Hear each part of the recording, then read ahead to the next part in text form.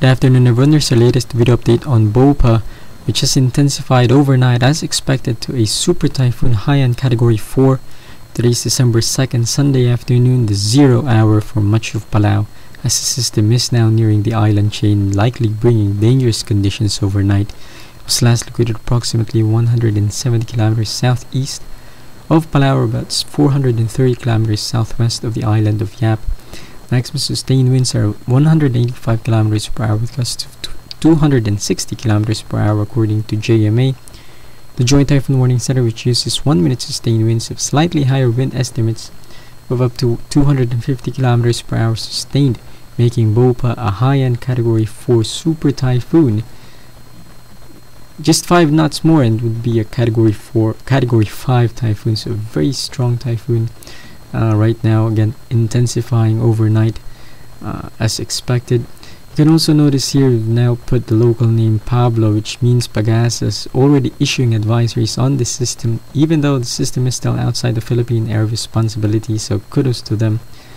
Now, as for the movement, pretty significant change here, and you might notice it's moving westward at 30 kilometers per hour, so not only did it accelerate, it's also moving a much more westerly direction, which is somewhat of a good news for Palau, which because now we aren't expecting a direct hit anymore. However, please take note that Koror, which is the most populated area in Palau, is located on the southern end of the island chain, right over here.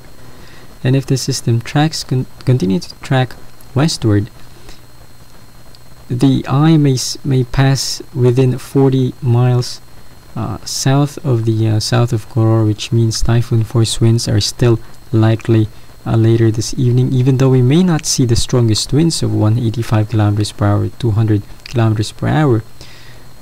Destructive typhoon force winds are still possible as you move into Sunday evening. It's not in a few hours from now, actually.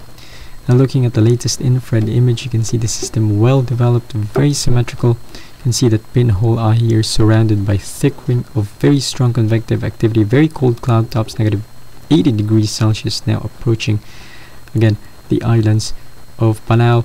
In fact, we are starting to see some light rain showers being reported across the airport here, and even winds of as high as 70 kilometers per hour now being reported, just giving an idea of the wind field of this approaching typhoon.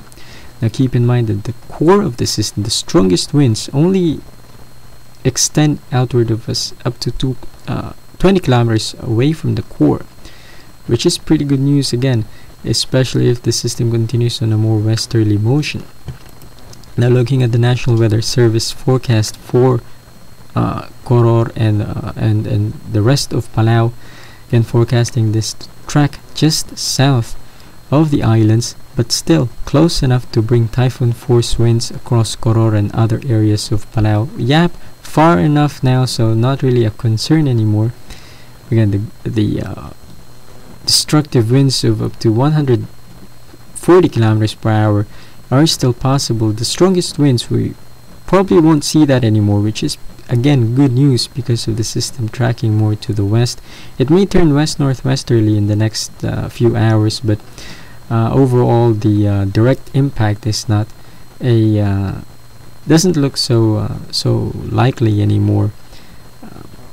But again, it's not a reason to be complacent here, as the system is still pretty powerful, even though it won't make that direct impact. Again, we're looking at the timing here. Expect the strongest winds to occur between 10 p.m. local time, perhaps extending into 3 a.m. the next morning, Monday. But keep in mind that tropical storm conditions will persist into perhaps Monday afternoon. Pretty dangerous conditions will still persist throughout that time. And also, not only are we looking at the threat for strong winds, heavy rains of up to 250 millimeters are also possible, especially as we get into the area of strong convective activity later this evening, so increasing the likelihood for flooding and flash floods, so please keep that in mind as well. Now, after Palau, the system will move west-northwesterly, perhaps tracking into central Philippines. And take note, the system has accelerated, which means the landfall timing has been adjusted accordingly, and we are now expecting a landfall to occur perhaps as early as Tuesday morning out here in northern Mindanao, perhaps here in the area of Surigao. It's a strong super typhoon.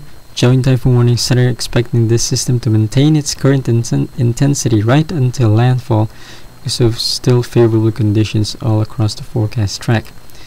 Looking at the Japan Meteorological Agency here, showing also the same forecast here, passing just south of the islands of Palau and again plowing into northern Mindanao by early Tuesday morning as a strong typhoon, weakening along the way but will still pass through the islands of Visayas, passing through populated areas here.